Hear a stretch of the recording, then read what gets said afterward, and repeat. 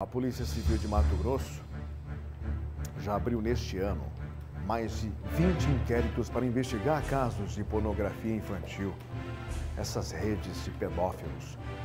O número é um alerta para o crescimento desse tipo de crime em todo o país. Traz o delegado Guilherme Fachinelli aqui para mim, por favor.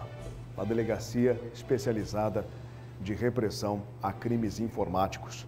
Tenho a grata satisfação de chamá-lo de amigo, um grande parceiro do Cadeia Neles, um parceiro da TV Vila Real, do Grupo Gazeta, que pode explicar mais para a gente, pode falar mais para a gente.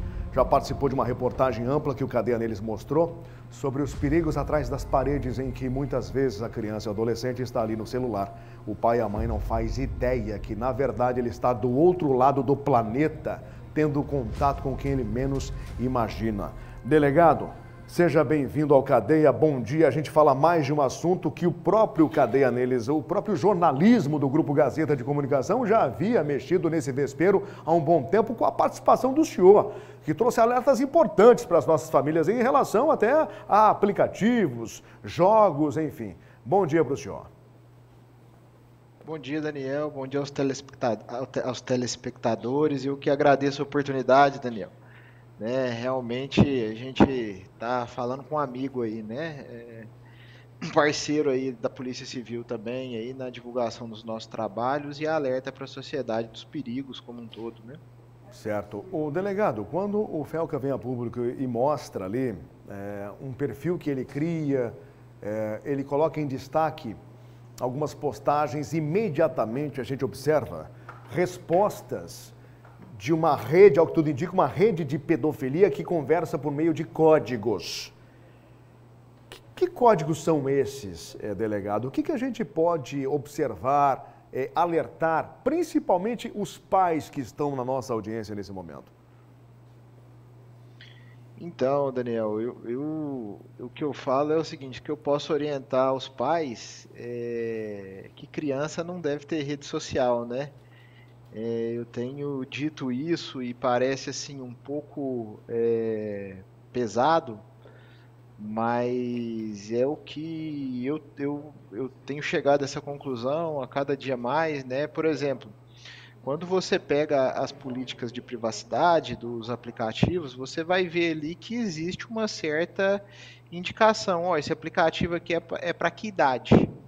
Em regra, as idades ali para acessar esses aplicativos, eu não vou me lembrar de cor aqui agora no momento, mas vai ser 14, 16 anos, alguns vão ser 18. E o que a gente tem? A gente tem crianças aí com 9, 10 anos que têm rede social, né? Isso é a meu ver, uma conduta indevida dos pais, né? E isso tem uma escala, e aí eu falo agora em específico do vídeo do Felca, né? Quando os pais, eles começam a expor os seus filhos totalmente de forma indevida, né? Para que eles sejam alvos daqueles predadores, daqueles pedófilos ali naquela rede, Agora me chama a atenção, nas redes delegado, se sociais o senhor como um me todo. permite, ter um pai, ter uma pessoa próxima, a mãe, usando essas imagens, usando esse material para divulgar nas redes sociais e monetizar e ganhar dinheiro em cima da exploração infantil, da exploração de um menor de idade. E com isso, o material ficará à disposição da rede de pedofilia. Delegado. Então, o caso desses pais aí, eles além da situação do armazenar o conteúdo, né, eles podem responder aí pelo crime aí da produção do conteúdo pornográfico infantil e a depender do caso, né, eles também serem imputados a eles ali uma omissão ali em relação ao possível estupro de vulnerável, né, em relação à criança ou adolescente, né. Certo. Nessas redes, Então, delegado. assim, a situação dos pais são mais deploráveis, né? Nós temos algumas investigações na unidade que apuram essas situações da produção do conteúdo, né? Sim. Isso, como se diz, é caso de cadeia, né? Sim. De fato é caso de cadeia, não tem o que falar, né, para um pai desse. Ele tem que ser privado, né? O cara não tem o mínimo de consciência, sim uma caixa registradora na cabeça. Agora, dessas redes, delegado, o senhor tem investigado há um bom tempo, inclusive. Nós temos a participação de menores envolvidos, nós temos a participação de adolescentes, inclusive, mais recentemente, uma dessas operações mostrou uma participação ativa de menores e amigos, não é? No lançamento desses desafios, mas nos compartilhamentos, delegado, nos compartilhamentos, são outros menores também envolvidos ou não? Então, aquela operação, acho que você está falando da Operação Mão de Ferro, né? Isso. A gente detectou que alguns dos envolvidos, eles aproveitavam daquela situação para depois fazer o comércio desse conteúdo, né? Isso ficou detectado ali no momento já, né? Certo. E além do compartilhamento, nós temos um centro de controle disso, tem um direcionamento, tem alguém que comanda o esquema ou não, delegado?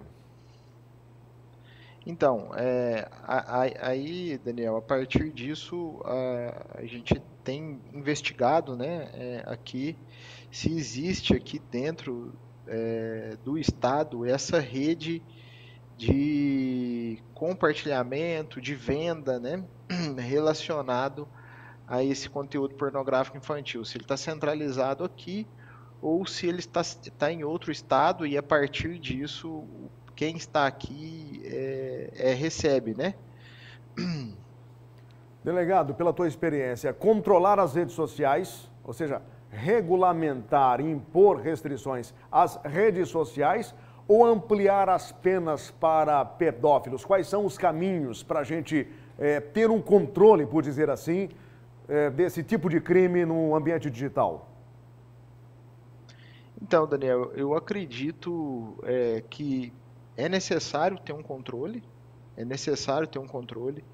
esse controle é importante, porque quando a gente pensa no mundo digital, e eu não sei se eu tenho um tempo, posso falar ou não? Fique à vontade, o senhor fica à vontade, por favor. Que acontece, Daniel? A gente tem ali, por exemplo, na rede social, vou usar um aplicativo que, em tese, criança e adolescente não pode se utilizar, correto? Certo. O Tinder. O Tinder é um aplicativo para quem tem acima de 18 anos, maior de 18 anos. Se você está encontrando adolescente ali, se você está encontrando alguma criança ali, o que está acontecendo? Ou ali tem o próprio pai, né, que cadastrou, e aí é o que entra muito naquilo que o Felca abordou ali, de que o pai está promovendo isso. Ou esse adolescente arrumou dado vazado de um data broker, né, desses painéis de dados, e ele fez esse cadastro. Ou alguém cadastrou esse adolescente ali depois para fazer um direcionamento tal, para chamar a atenção uma criança ou um adolescente ali. O que acontece?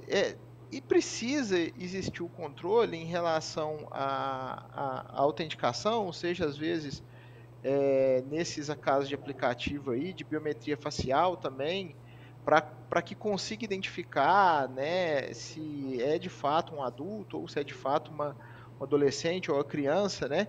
Inclusive para depois, vamos supor, o cadastro foi feito por um maior, porque a nossa biometria facial conseguiu identificar que era maior. Como que tem fotos ali sendo usadas ali de uma criança ou de um adolescente? Porque da mesma forma, eu acho que a gente é mais ou menos contemporâneo de idade, né, Daniel? Quando a gente tinha 16, 17, 15 anos, tinha certos lugares que a gente não podia entrar, correto? Fato. Você lembra disso? Fato. O que eu lembro da época da escola? Alguns adolescentes arrumavam uma identidade falsa, às vezes até os pais arrumavam para eles, para poderem entrar nesses lugares, né? Então, acho que precisa ter um controle das redes.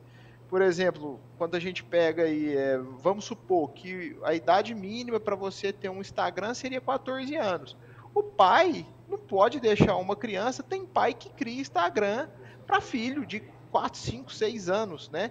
É lógico que não vai, às vezes eles não estão usando para aquilo, né? Para fazer aquilo que mostra na reportagem do Felco, para exploração, mas quer ter um Instagram do filho.